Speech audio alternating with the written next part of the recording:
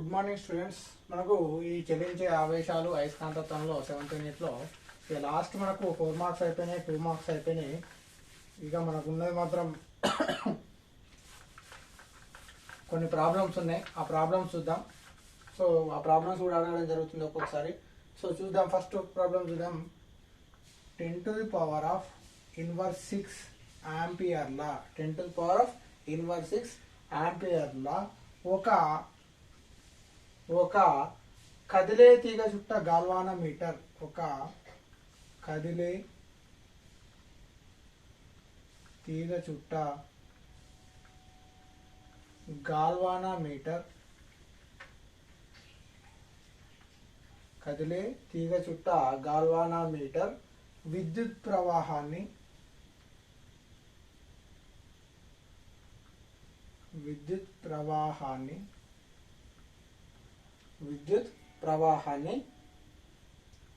కొలవగలదు.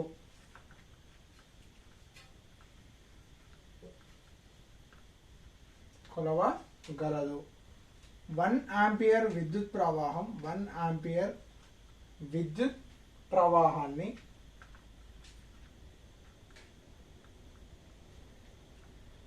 కొలవాలంటే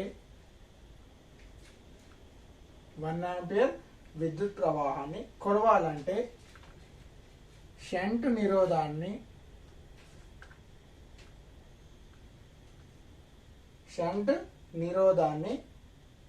ఎంత ఉండాలి? షంట్ నిరోధం ఎంత ఉండాలి?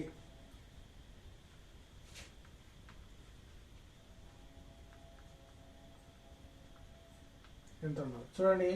10 to the power of inverse 6 ఆంపియర్లు ఒక కదిలే తీగ చుట్ట గాల్వానోమీటర్ విద్యుత్ ప్రవాహాన్ని కొలవగలదంట.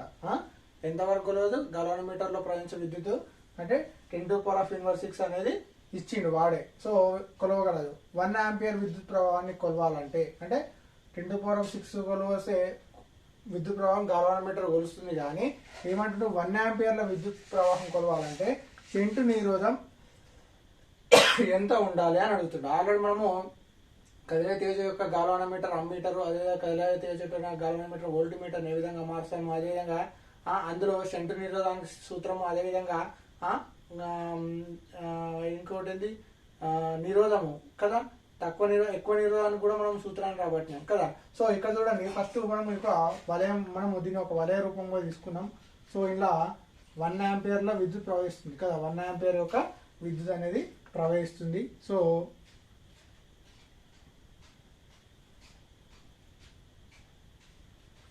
ఇది ఐజీలో ఐజీ అనుకుంటాం. సో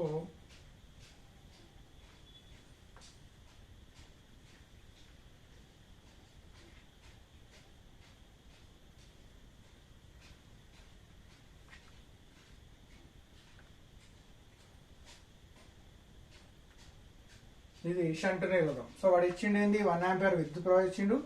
ఐజీ జీ గుండా మనకు పోయే ఎంతవరకు కొలవగలుగుతుంది? గాల్వానోమీటర్ గుండా ఐజీ అనేది కొలవగలుగుతుంది కదా. సో ఆర్జీ ఈక్వల్ ఇక్కడ ఏమవుతుందంటే ఆర్జీ ఈక్వల్ ఏమవుతుంది? ఇక్కడ జీ అవుతుంది. అంటే గాల్వానోమీటర్ నిరోధం ఏమవుతుంది? గాల్వానోమీటర్ అవుతుంది. సో 1 ఆంపియర్ విద్యుత్ ప్రవాహం ఇచ్చిండు అంటే ఐ ఈక్వల్ ఇచ్చిండు. ఐ ఈక్వల్ ఎంత? 1 ఆంపియర్ అనేది ఇవ్వడం జరిగింది కదా. అదేవిధంగా నెక్స్ట్ చూడండి, 10 to the power of inverse 6 ఆంపియర్ల విద్యుత్ దేని గుండా? గాల్వానోమీటర్ గుండా ప్రవహిస్తుందంటే ఐజీ కూడా ఇవ్వడం జరిగింది. ఐజీ ఈక్వల్ ఎంత ఇచ్చిండు? 10 to the power of inverse 6 ఆంపియర్ల విద్యుత్ ప్రవాహం అనేది ఇచ్చిండు. సో వాడు ఏమంటుండు? 1 ఆంపియర్ విద్యుత్ కావాలంటే షంట్ నిరోధం ఎంత ఉండాలి? షంట్ నిరోధం అంటే మనకి ఆర్ఎస్ కనుక్కోవాలి. ఆర్ఎస్ ఈక్వల్ టు ఎంత అని అంటున్నాం. ఆల్రెడీ మనకు ఆర్ఎస్ కు మనకు ఫార్ములా ఉన్నది. ఆర్ఎస్ కు మనం ఒక ఫార్ములా తీసుకున్నాం. RS is equal to, already మనం ఫార్ములా తెలుసు కదా, RS is equal to IG into RG by I. మనకు సూత్రం, షంట్ నిరోధం యొక్క సూత్రం ఏంది? RS is equal to IG into RG by I కదా. సో ఇప్పుడు చూడండి, ఆర్ఎస్ ఈక్వల్ టు మనకు కావాల్సింది షంట్ నిరోధం కదా. So RS equal to IG అంటే ఎంత ఇచ్చిండు వాడు? ఐజీ ఈక్వల్ టు ఎంత ఇచ్చిండు? 10 to the power of inverse 6 ampere, 10 to the power of 6 ampere into RG. RG equal to మనం ఏమనుకున్నాం? జీ కదా, టాంజెంట్ గాల్వానోమీటర్. సో దీనిలో ప్రవహించే ఐ విద్యుత్ ప్రవాహం ఎంత? 1 ఆంపియర్ కదా, ఎంత పంపిస్తుంది 1 ఆంపియర్ ప్రవహిస్తుంది. So 1 ampere. So RS is equal to 10 to the power of 6 into G. అంటే షంట్ నిరోధాన్ని ఎంత కలపాలంటే 10 to the power of inverse 6 galvanometer. 10 to the power of inverse 6 లా షంట్ నిరోధాన్ని మనం కలిపినట్టయితే 1 ఆంపియర్ అనేది విద్యుత్ ప్రవాహాన్ని మనము 1 ఆంపియర్ విద్యుత్ ప్రవాహం కొలవాలంటే షంట్ నిరోధం ఎంత కలపాలంటే అప్పుడు RS is equal to 10 to the power of inverse 6 into G అనేది రావడం జరిగింది. ఎంత RS is equal to 10 to the power of inverse 6 into G. So ఈ విధంగా 10 అనేది మనకు ప్రాబ్లం ఏంది, ఒక కదిలే తీర్చుట గాల్వానోమీటర్లో ఒక ప్రవహించే కరెంట్ ఇచ్చిండు. RG అంటే RG ఈక్వల్ టు మనకు G అని తెలుసు. సో అప్పుడు విద్యుత్ ప్రవాహం 1 ఆంపియర్ ఇచ్చినట్టయితే RS షంట్ నిరోధం కూడా ఎంత కలపాలంటే 10 to the power of 6 ampere కలిపినట్టే 1 ఆంపియర్ విలువ విద్యుత్ ప్రవాహం కొలవాలంటే షంట్ నిరోధం ఎంత ఉండాలి 10 to the power of inverse 6 G అనేది ఉండాలి. ఇక్కడ G అనేది ఏంటిది గాల్వానోమీటర్ ని తెలియజేస్తుంది. ఓకేనా. సో ఈ విధంగా క్వశ్చన్ అనేది అడగడం జరుగుతుంది. ఓకేనా, క్లియరా? Okay, right. మళ్ళీ ఇంకా కొన్ని ప్రాబ్లమ్స్ కూడా ఉన్నాయి, అవి కూడా చూద్దాం.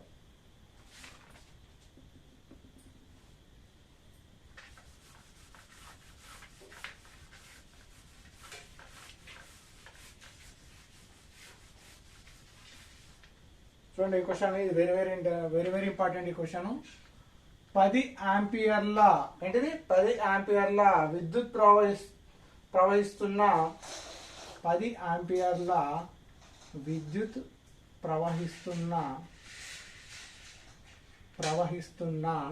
ఒక చాలా పొడవైన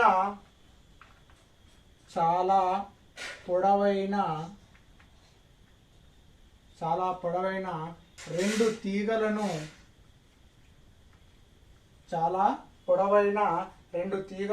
ఒకదానికొకటి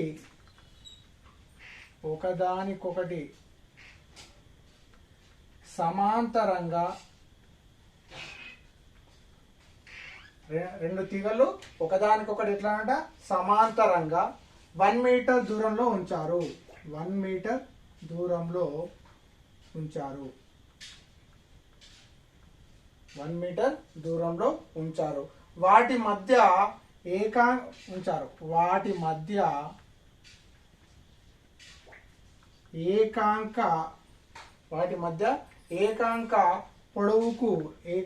పొడవుకు పనిచేసే బలం ఎంత?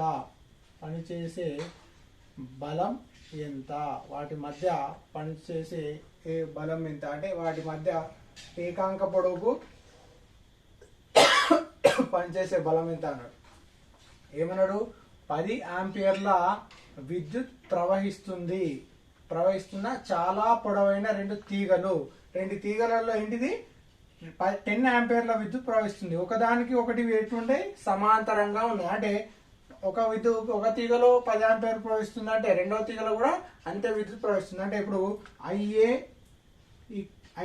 Equal to IB equal to ఎంత ఇచ్చిండు 10 ఆంపియర్స్ అనేది వాడే ఇచ్చిండు కదా. సో అవి ఎట్లుంటాయంటే సమాంతరంగా 1 మీటర్ దూరంలో ఉంచారు. అంటే డిస్టెన్స్ అంటే D అనేది ఎంత ఇచ్చిండు 1 మీటర్ అనేది ఇవ్వడం జరిగింది. డిస్టెన్స్ దూరంలో ఉంచినట్టయితే వాటి మధ్య ఏకాంక పొడవుపై పనిచేసే బలం ఎంత అని అడగడం జరుగుతుంది. సో బలంకి మనకు సూత్రం ఉంది. F ఈక్వల్ టు పనిచేసే బలం వాటి ఏకాంక పొడవుపై పనిచేసే బలానికి మనకు సూత్రం ఉంది. F equal to mu naught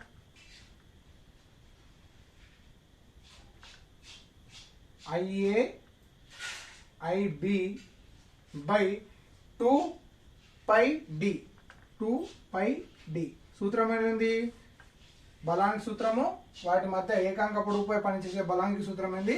F equal to mu naught IA IB by 2πD. ఇక్కడ మ్యూనాట్ వాల్యూ మనకు ఆల్రెడీ తెలుసు. మ్యూనాట్ వచ్చేసి 4π into 10 to the power of inverse 7. ఏంటిది 4π into 10 to the power of 7 hours for minute. ఓకేనా. మ్యూనాట్ అనేది value ఎంత? దీని value ఎంత? 4π into 10 to the power of inverse 7 అయినా F ఈక్వల్ టు ఎంత అన్నాడు. సో మనకి ఇక్కడ F ఈక్వల్ టు ఎంత అంటే F ఈక్వల్ టు మనకు సూత్రం ఏంది? Mu naught IA into IB by 2πD. So ఇప్పుడు చూడండి, మనము ఈ సూత్రంలో పైన ఉన్న విలువలు ప్రతిక్షేపిద్దాం. F ఈక్వల్ టు మ్యూనాట్ అంటే ఎంత? 4π into 10 to the power of inverse 7 by 2 pi d 2 pi d d is equal to ఎంత ఇచ్చింది 1 మీటర్ ఇచ్చింది. ఎంత ఇచ్చిండు 1 మీటర్ ఇచ్చింది కదా. d ఈక్వల్ టు ఎంత 1 మీటర్. సో 1 మీటర్ ఉంది. సో ఇప్పుడు చూడండి ఈ పైకి క్యాన్సల్ 2 ఎక్కం 2 2 4 కదా. సో అప్పుడు ఏమవుతుంది ఎఫ్ ఈక్వల్ టు అంటే F equal to 2 pi d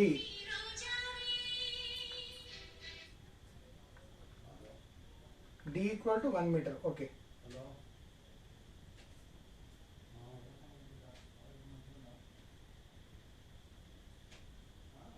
IA equal to IB 2 into 10 to the power of okay ఇక్కడ mu naught IA into IB రాసినాం కదా. సో ఇది మనం రాలే. ఇక్కడ IA ఎంత వస్తుంది IA equal to 10 into IB equal to కూడా 10 కదా మొత్తం. రైట్. ఇప్పుడు చూడండి ఎఫ్ ఈక్వల్ టు ఇదేంది 2 ఎక్కం 2 2 4 అయింది. పై క్యాన్సల్ అయింది. F equal to 2 into 10 to the power of 7 into దీని ఏమో రాసుకోవచ్చు 10 ఇంటూ 10 అంటే 10 స్క్వేర్గా రాసుకోవచ్చు. 10 స్క్వేర్ అప్పుడు ఏమవుతుంది ఎఫ్ ఈక్వల్ టు 2 ఇంటూ భూమి సమానమైన గాతాలు కూడా 7 2 పోతుంది ఎంత 10 to the power of inverse 5 newtons.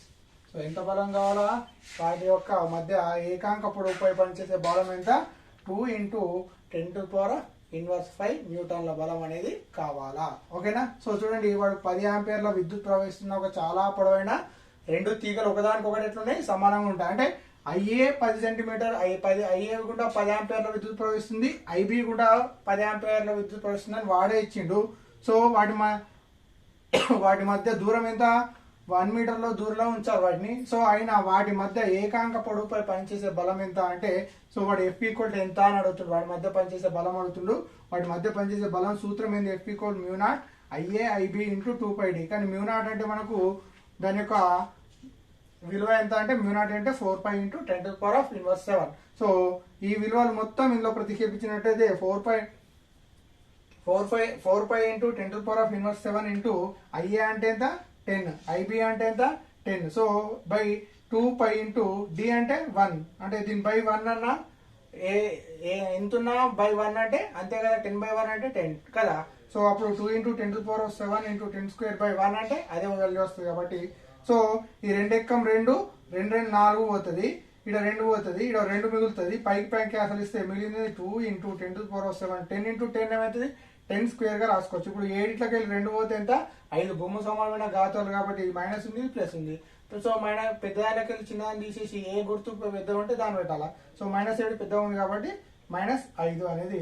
So బలాన్ని దేనిలో వస్తాం న్యూటన్లో కాబట్టి సో వాటి మధ్య ఏకాంక పొడవుపై పనిచేసే బలం ఎంత అంటే F equal to 2 into 10 to the power of inverse 5. So ఈ విధంగా కూడా మనకు అడగడం జరుగుతుంది. ఇది కూడా చాలా చాలా ఇంపార్టెంట్. మనకు చాలాసార్లు అడిగినటువంటి క్వశ్చన్. Okay clear. మళ్ళీ ఇంకొక క్వశ్చన్కి వెళ్దాం.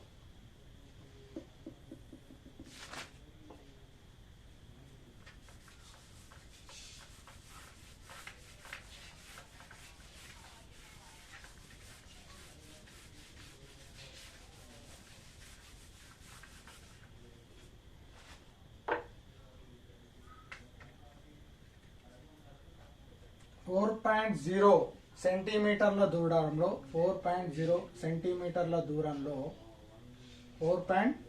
సెంటీమీటర్ల దూరంలో ఉన్న రెండు పొడవైన సమాన తీగలు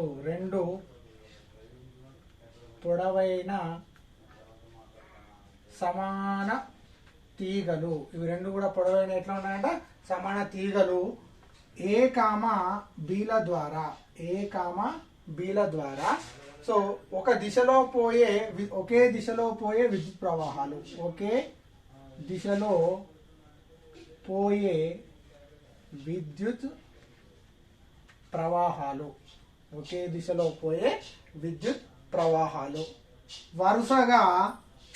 వరుసగా వీటి కూడా ఎంత ఆంపియర్లు అవుతుందంట. ఒకటి 8.0 ఆంపియర్లు, అదేవిధంగా రెండోది ఎంత 5.0 ఆంపియర్ల పోతున్నాయి. తీగ ఏ యొక్క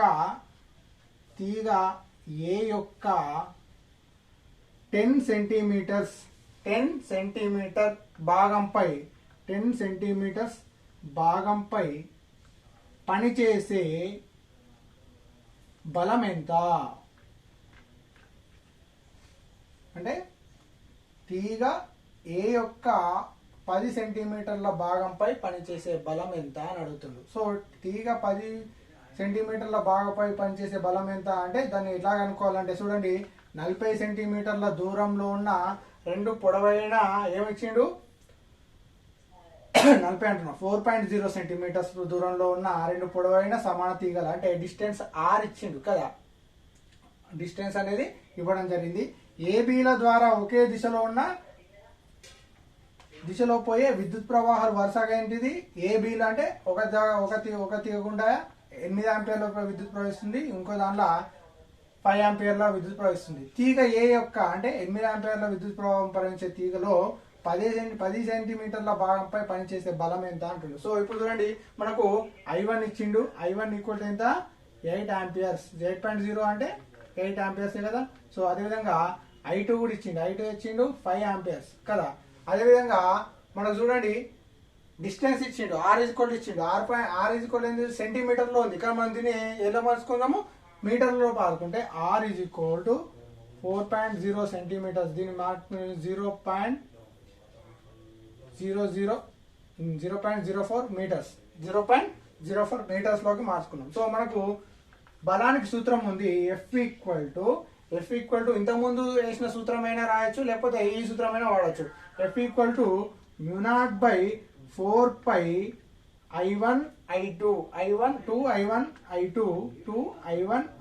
by R 2 I1 I2 by R. So ఇది మనకు ఉన్నటువంటి సూత్రం, బలానికి సూత్రం. కానీ మనకి ఏం కావాలి, తీగ ఏ యొక్క 10 సెంటీమీటర్ల భాగంపై పనిచేసే బలం కావాలంటే ఫస్ట్ ఈ బలం కనుక్కుందాం. బలం కనుక తర్వాత మొత్తం బలం కనుక్కుంటే తీగ ఏ యొక్క దానిపై పనిచేసే బలాన్ని మనం చూడొచ్చు. ఇప్పుడు చూడండి ఎఫ్ ఈక్వల్ టు మనకు ఆల్రెడీ మ్యూనాట్ అంటే తెలుసు, మ్యూనాట్ అంటే 4π × 10⁻⁻⁷ అని మనకు ఆల్రెడీ తెలుసు కదా ఎఫ్ అంటే మ్యూనాట్ అంటే. సో ఇప్పుడు చూడండి ఎఫ్ ఈక్వల్ టు 4π × 10⁻⁷ బై 4π ఇంట్లో ప్రతిక్షేపిస్తున్నాం పైన విలువలని 2 × I1 అంటే ఎంత 10, I2 అంటే ఎంత ఎన్ని ఆంపియర్లు 5 ఆంపియర్లు కదా 5 amperes by R. So R అంటే ఎంత 0.04 కదా 0.04. సో ఇక్కడ చూడండి ఇక్కడ 4π క్యాన్సల్, ఇక్కడ 4π cancel. So F equal to 10⁻⁻⁷ into 10 × 5. ఈ 0.04 నేనేం రాసుకుంటున్నా అంటే 2 × 10 × 5 ఇక్కడ 2 × 10 × 5 కదా, దీన్ని 0.0ను 4/100 రాసుకుంటున్నా. 4/100 అంటే పైకి పోతే ఏమవుతుంది 10 స్క్వేర్ అవుతుంది కదా. So F equal to 10⁻⁻⁷ into 10 square into 10 2 × 5 ఏమవుతుంది 2 4/100 కదా.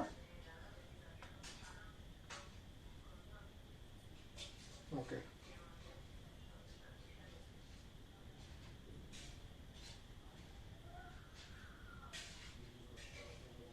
2 × I1 ఎంత 10, I2 ఎంత 5 కదా. 8 × 5 సారీ ఇది 8 × 5 10 × 5 రాసినాం 8 × 5. సో 8 × 5 అంటే చూడండి 2 × 8 × 5 అంటే ఎంత 8 × 5 అంటే ఎంత ఇది 40 అవుతుంది కదా. సో 40 అంటే ఇప్పుడు 4 ఇదంతా ఏమవుతుంది బై 4 అవుతుంది. చూడండి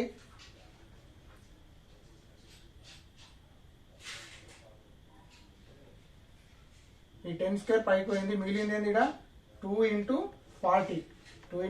సో 4 ఇక్కడ 4 పోతుంది, ఇక్కడ 4 4 0 పోతుంది. సో ఇప్పుడు చూడండి ఇప్పుడు ఎఫ్ ఈక్వల్ టు ఇక్కడ మిగిలింది ఏంది 2, ఫస్ట్ 2 రాస్తున్నా 2 × 10⁻⁷ మళ్ళీ ఏముంది 10 స్క్వేర్ కదా 10 స్క్వేర్ ఇంటూ 10 అంటే చూడండి ఈ 10 స్క్వేర్ ఇంటూ 10 ఏమైతే 10³ అవుతుంది బై 1 ఉంది, 1 అంటే అంతే వాల్యూ వస్తుంది 2 × అప్పుడు ఏమైతే 10⁻⁷ ఇంటూ 10³ సో భూమి సమాన ఘాతాలు అంటే ఎఫ్ ఈక్వల్ టు 2 × 8 వెళ్ళి 3 పోతే ఎంతమ్మా 10⁻⁴ న్యూటన్స్.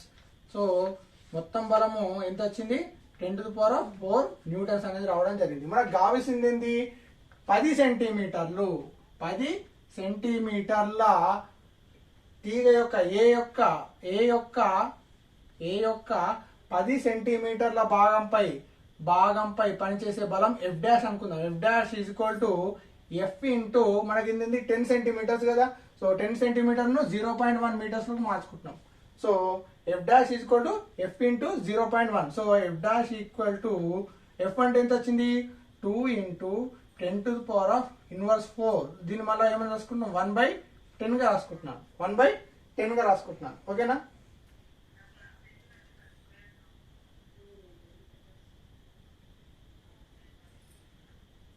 అప్పుడు ఏమవుతుంది ఇది F dash equal to 2 into 10⁻⁵. 2 into 10⁻⁵. ఇక్కడ 10⁻1 ఉంటుంది. బయట ఇటు వస్తే ఏమవుతుంది 10⁻⁻1 అవుతుంది. కాబట్టి 2 ఇంటూ ఇది ఏమవుతుంది 10⁻⁵. సో మనకు కావాల్సిన బలం ఎంత 2 ఇంటూ 10⁻⁵ న్యూటన్ల బలం అనేది పనిచేస్తుంది. దేనిపైన తీగ యొక్క ఏ యొక్క 10 సెంటీమీటర్ల భాగంపై పనిచేసే బలం ఎంత అంటే F dash is equal 2 into 10⁻⁵ న్యూటన్ల బలం అనేది పనిచేస్తుంది. దానికంటే ముందు మనకు మొత్తం వీటిపైన పనిచేసే బలము అంటే అక్కడ ఉన్నటువంటి బలానికి ఫార్ములా ఏంది F equal to μ0/4π2I1I2/r. So ఇది ఫార్ములా మనకు ఉన్నటువంటి ఫార్ములా. సో μ0 అంటే మనకు ఆల్రెడీ 4π ఇంటూ 10⁻⁻⁷. ఓకేనా. సో అప్పుడు ఏమవుతుంది ఈ 2I1I2 అంటే I1I2 కూడా ఇచ్చింది 8 ఇంటూ 5. అదేవిధంగా R అంటే కూడా ఇచ్చింది 0.04 మీటర్స్. 4π క్యాన్సల్ అయితే 10⁻⁷ ఇంటూ 2 ఇంటూ 8 5 40 అవుతుంది. So 0.04 10⁻⁷ into 40. సో 0.04 ఏం చేసుకుని 4/100 అంటే 4 ఇంటూ 4 4 4 40 కదా. 100 అటు పోతే ఏమవుతుంది 10 స్క్వేర్ అవుతుంది. సో 10⁻⁷ 10 స్క్వేర్ ఇంటూ 2 ఇంటూ 10 అవుతుంది. 2 ఇంటూ 40 కదా. 2 ఇంటూ 10 ఉంది. 2 ఇంటూ 10 ఉంది కదా. బై 4 అంటే 4 4 40 పోతున్నా 1 మిగిలింది. ఇక్కడ 10 మిగిలింది. అప్పుడు మొత్తం అయితే 10 2 ఇంటూ 10⁻⁷ ఇంటూ 10 స్క్వేర్ ఇంటూ 10. ఇది మొత్తం అయితే 10 క్యూబ్ అవుతుంది. 8 ఇట్లకి వెళ్ళి 3 పోతే 4. So F equal to 2 into 10. కానీ మనకు కావాల్సింది ఏంది F డాష్ పైన పనిచేసే అంటే తీగ ఏ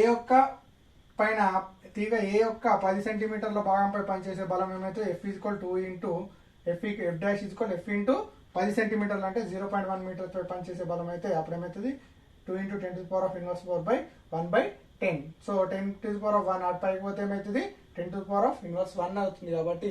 సో అప్పుడు ఏమవుతుంది 2 ఇంటూ 10⁻⁵ అనేది రావడం జరుగుతుంది. సో అప్పుడు ఈ 0.5 10 సెంటీమీటర్ల భాగంపై పనిచేసే బలం ఎంత 2 ఇంటూ 10⁻⁵ న్యూటన్ల బలం అనేది పనిచేయడం జరుగుతుంది. సో ఈ విధంగా మనకు బలం మీద ప్రాబ్లమ్స్ అనేది ఈ విధంగా అడగడం జరుగుతుంది. ఓకేనా. సో మనం ఇంకొక ప్రాబ్లం ఉంది. ఇంకొక ప్రాబ్లం కూడా చూద్దాం.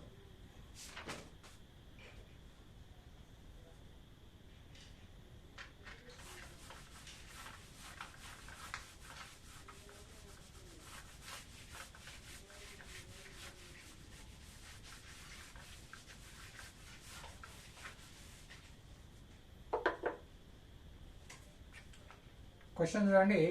పొడవైన తిన్నని తీగలో 35 ఆంపియర్ల విద్యుత్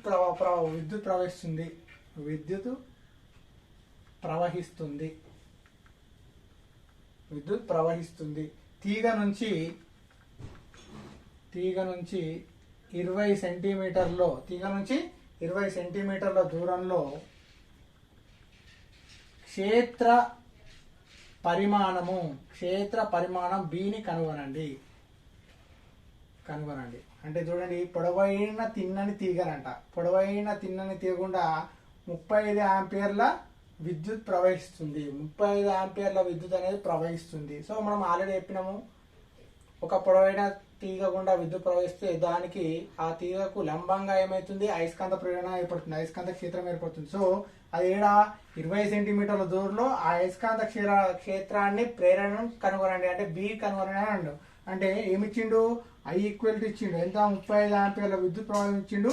అదేవిధంగా మనకు ఇచ్చింది ఎంత దూరంలో ఉంది ఆర్ ఈజ్ ఈక్వల్ టు ఆ తీగ నుంచి ఎంత బి అనేది పి అనే బిందువు వద్ద అంటే కొంత దూరంలో ఆర్ దూరంలో పి బిందువు వద్ద అయస్కాంత క్షేత్రం కనుక్కోమంటుండు. సో ఆర్ దూరంలో అంటే ఎంత 20 సెంటీమీటర్స్ అన్నాడు.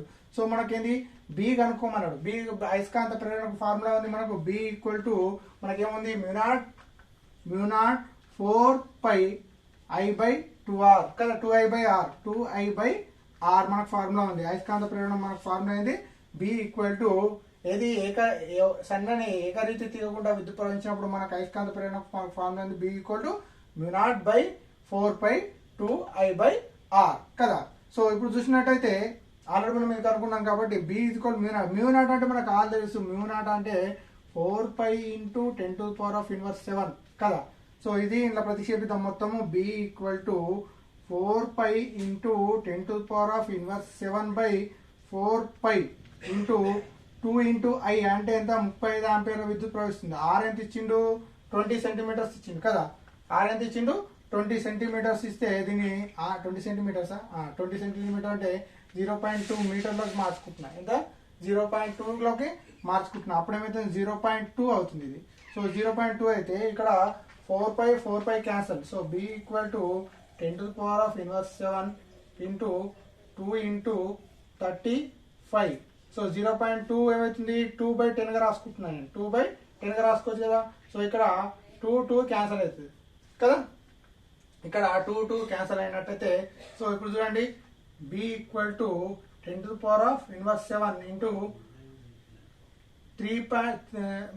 35 ఏం రాసుకుంటున్నాను 3.5/10 గా రాసుకుంటున్నాను. 10 × 10. సో ఇప్పుడు చూడండి ఈ 10 మళ్ళీ పైకి పోతే ఏమవుతుంది 10 × 10 ఏమైతే 10² అవుతుంది. సో అప్పుడు చూడండి బి ఈజ్ ఈక్వల్ టు 10⁻⁷ × 3.5 ఈ ఆల్రెడీ 10 ఉంది ఇంకో 10 ఉంది. అప్పుడేమో 10² కదా 10². సో 7 2 పోతే ఎంత B equal to 3.5 × 10⁻⁵ tesla. So అయస్కాంత ప్రేరణ మనం అయస్కాంత క్షేత్ర పరిమాణాన్ని ఎలా చేస్తాం టెస్లాలో కొలుస్తాం కాబట్టి 3.5 × 10⁻⁵. సో క్షేత్ర పరిమాణం ఎంత బి ఈక్వల్ టు 3.5 × 10⁻⁵ టెస్లా. ఓకేనా. సో ఆల్రెడీ వాడు ఇచ్చిండు ఐ ఇచ్చిండు ఆర్ ఇచ్చిండు. మనకు ఆల్రెడీ తెలుసు ఒక ఇవి చూడండి తిన్నని తీయకుండా ఏం చేస్తుంది అయస్కాంత అంటే విద్యుత్ ప్రవహిస్తుంది. ఐ అనే విద్యుత్ ప్రవహిస్తుంది. ఐ ఎంత ఇచ్చిండు ఇది 35 ఆంపియర్ ఇచ్చిండు కదా.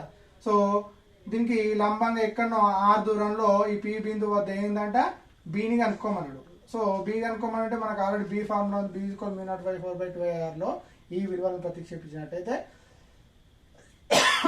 బి ఈక్వల్ 3.5 × 10⁻⁵ టెస్లా అనేది రావడం జరిగింది. ఓకేనా. ఈ విధంగా అయస్కాంత ఏంది క్షేత్రంలో పరిమాణం బిని కనుక్కోమంటే ఈ విధంగా మనము కనుక్కోవచ్చు సూత్రాన్ని ఉపయోగించి. ఓకేనా. లాస్ట్ ఇంకొక ప్రాబ్లం ఉంది. ఈ ఒక ప్రాబ్లం చెప్పేసుకుంటే మనకు ఈ చెల్లించే ఆవేశాల అయస్కాంతం నుంచి మొత్తం టాపిక్ అనేది మనకు కంప్లీట్ అవుతుంది. ఓకేనా. రైట్.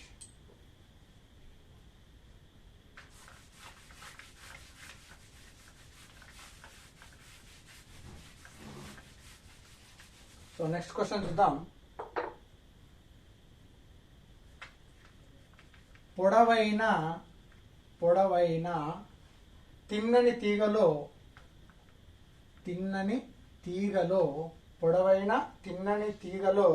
క్షితిజ సమాంతర తలంలో 50 ఆంపియర్ల విద్యుత్ ఉత్తరం నుంచి దక్షిణం దిశ వైపు ప్రవహిస్తుంది. ఉత్తరం నుంచి ఏంటంట దక్షిణం వైపుకు ప్రవహిస్తుంది. ఉత్తరం నుంచి ఎటువైపుకు ఉంది దక్షిణం వైపుకు ప్రవహిస్తుంది. సో ప్రవహించినట్టే తీగ నుంచి 25 మీటర్ల ఏంటంట 25 మీటర్ల దూరంలో తూర్పు దిశలో బి పరిమాణ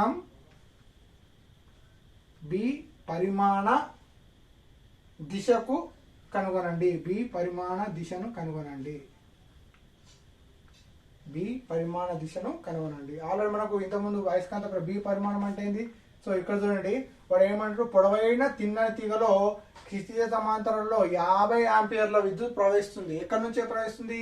ఉత్తరం నుంచి దక్షిణంకు. సో ఇప్పుడు చూడండి, ఇది ఉత్తరము, ఇది దక్షిణంకు. ఎంత ప్రవహిస్తుంది?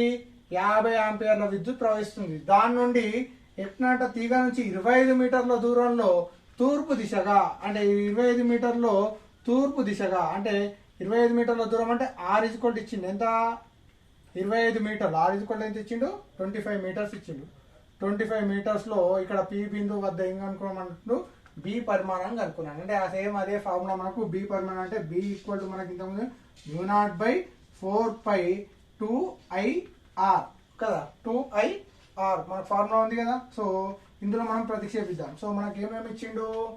ఐ ఇచ్చిండు. ఐ ఈక్వల్ ఎంత? 50 ఆంపియర్స్ ఇచ్చిండు. ఓకేనా. ఆర్ ఈక్వల్ ఎంత? 25 మీటర్స్ ఇచ్చిండు కదా. సో మనకు μ0 అంటే మనకు ఆల్రెడీ తెలుసు, 4π × 10⁻⁻⁷ ఫార్ములా. సో ఇందులో ప్రతిక్షేపిద్దాం. B equal to 4π × 10⁻⁷/4π. So 4π cancel into 2 into I ఎంత? 50. ఐ ఎంత అంటే 50. ఆర్ ఈక్వల్ ఎంత ఉంది? 50 మీటర్స్. 50 మీటర్స్ అన్నా సెంటీమీటర్స్ అన్నాడా? 25 మీటర్స్. Sorry 2.5 metres. ఇది 2.5 మీటర్స్. ఎంత? 2.5 మీటర్స్. 2.5 మీటర్స్. సో ఇదెంత? ఆర్ అంటే ఎంత? 2.5. ఇప్పుడు చూడండి, ఇప్పుడు బి ఈక్వల్ ఏమవుతుంది? 10⁻⁻⁷ ఇంటూ 2 ఇంటూ 50. 2 ఇంటూ 50/25/10గా రాసుకోవచ్చు కదా. ఇది 25/10 కదా. సో అప్పుడు చూడండి, B equal to 10⁻⁷ into 2 into 25 ఎక్కం 25, 25 రెంట్ల 50 పోతుంది కదా. 25 ఎక్కం 25, 20 రెంట్ల 50 కదా. సో అప్పుడు చూడండి, ఇంటూ ఇదేమో 2 ఇంటూ 2 అవుతుంది. ఈ కింద 10 పోతే పైకి పోతుంది, 10 అవుతుంది, 10⁻1 అవుతుంది. సో బి ఈక్వల్ టు 2 రెంట్ల 4, 4 ఇంటూ 10⁻⁷ ఇంటూ 10 కదా. సో అప్పుడు ఏమవుతుంది? 10⁻1 అంటే చూడండి, 10⁻1 అంటే ఇది చూడండి, 7 ఒకటి పోతే ఎంత? 6 కదా. అప్పుడు ఏమవుతుంది? B equal to 4 into 10⁻⁻⁶ tesla. So B పరిమాణం ఎంత అంటే B equal to 4 into 10⁻⁶ tesla. Same ఇంతకు ముందు లాగానే ఉంది క్వశ్చన్, కానీ ఇక్కడ ఏమంటాడు? ఉత్తర దిశ, దక్షిణ దిశ, అదేవిధంగా ఉత్తర దిశ, దక్షిణ దిశ, ఇదేంటి? తూర్పు దిశలో అన్నాడు. తూర్పు దిశలో ఆరు దూరంలో 20 ఆ తూర్పు దిశలో ఆల్రెడీ మనకు తెలుసు, ఏదైనా ఒక తీగ కూడా విద్యుత్ ప్రవహిస్తున్నట్టయితే కొంత దూరంలో దానికి లంబంగా ఏది అయస్కాంత క్షేత్రం అనేది ఏర్పడుతుంది. సో మనకు ఆ బి అనేది కనుక్కోమన్నాడు. సో మనకు ఆల్రెడీ ఉత్తరం నుంచి దక్షిణానికి వస్తుంది. ఆ తూర్పు దిశలో ఆర్ ఈక్వల్ 2.5 మీటర్లో ఉన్నటువంటి పి బిందు వద్ద బి పరిమాణం కనుక్కోమంటే మనకు formula B equal μ0/4/2IR. Already మనకు ఐ ఇచ్చిండు, ఆర్ ఇచ్చిండు. సో మ్యూ విలువ మనకు ఆల్రెడీ μ0 4π × 10⁻⁷ అలా ప్రతిక్షేపించినట్టయితే మనం మొత్తం క్యాలిక్యులేషన్ చేసినట్టయితే బి ఈక్వల్ టు 4 × 10⁻⁶ టెస్లా అనేది రావడం జరిగింది. ఓకేనా. సో ఈ విధంగా మనకు క్వశ్చన్స్ అనేది మనకు అడగడం జరుగుతుంది. ఓకేనా. ఈ రోజుతో మనకు ఈ 7th యూనిట్ సంబంధించి యూనిట్ అనేది మనకు కంప్లీట్ అయింది. ఇంకొంచెం టాపిక్ ఉన్నాయని చిన్న చిన్న టాపిక్ అవసరం లేదు. సో నెక్స్ట్ మనకు ఇంకో కొత్త యూనిట్ నుంచి మనం కొత్త యూనిట్లోకి వెళ్దాం. కాకపోతే ఇప్పుడు 8th యూనిట్ కాకుండా ఇంకా వేరే కొంచెం మనకు మార్క్స్ ఎక్కువ వచ్చే యూనిట్ అందులోకి వెళ్ళిపోదాం. ఓకేనా. Right, thank you.